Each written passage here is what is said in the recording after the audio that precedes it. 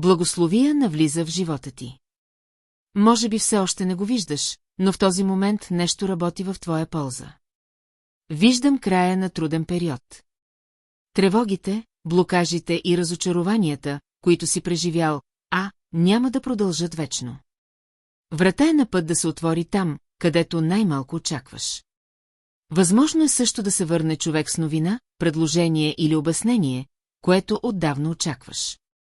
Енергиите показват, че тази промяна ще донесе голямо облегчение. Виждам и финансово подобрение.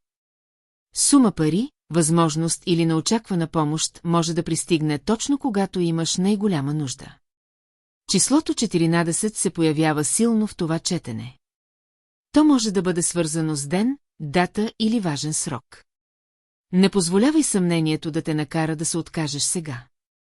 Понякога най-големите благословии идват точно след моментите, когато човек мисли, че всичко е изгубено.